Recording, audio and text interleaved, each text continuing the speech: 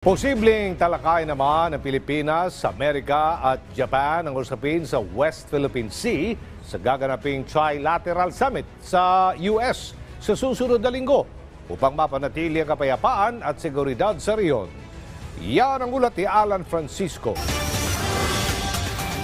President Marcos, President Joseph Biden, and Japanese Prime Minister Kishida Fumio will hold the first ever Philippines-US-Japan Trilateral Summit on the 11th of April in Washington, D.C. April 10 ang biyahe ni Pangulong Ferdinand R. Marcos Jr. sa Washington sa Estados Unidos para sa Trilateral Summit nila ni United States President Joe Biden at Japanese Prime Minister Fumio Kishida. Sa Malacanang press briefing kanina, sinabi ni Foreign Affairs Acting Deputy Undersecretary Hans Mohaimin Seriban na pag-uusapan ng tatlong leader ang mga hangarin nito para sa Indo-Pacific region.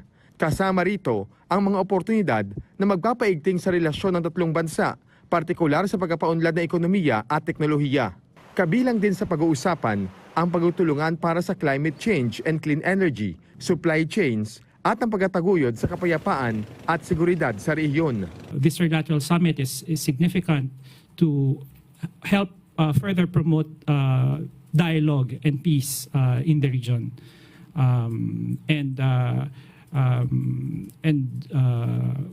These are countries that share the Philippines' goal of promoting an international rules-based order and to promote peace and stability in the region.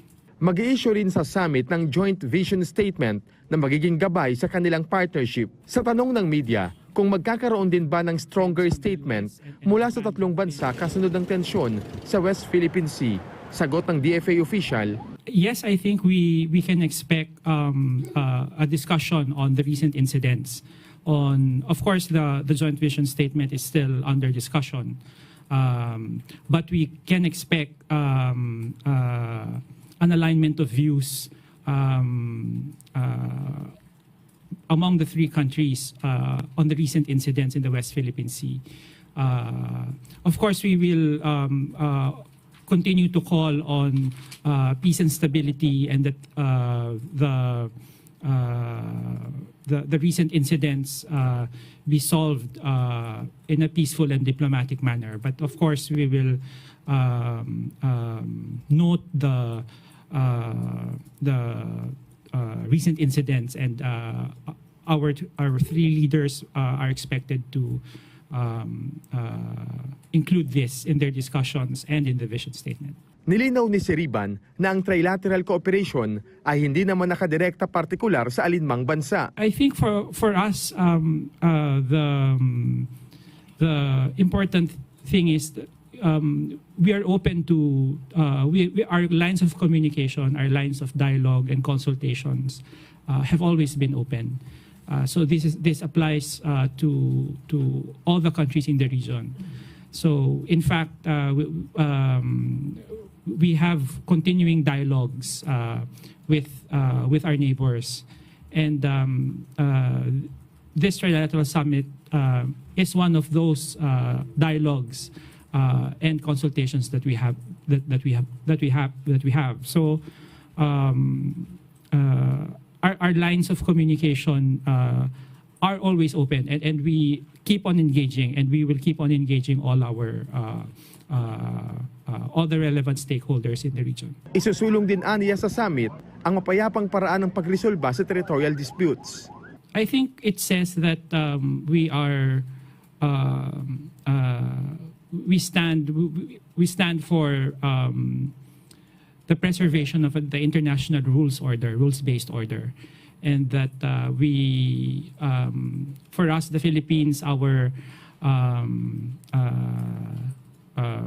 position has always been based on UNCLOS and the arbitral tribunal ruling, and we appreciate the support that Japan and the United States and many other countries have shown for our position. So I think the Trilateral Summit reinforces the importance of keeping peace and stability in the region, to always resolve the issues through dialogue and diplomacy. Inaasahan ding marireview ni na Pangulong Marcos ang mga naunang hiwalay na napagpulungan nila ni na Biden at Kishida. Review of the bilateral relations.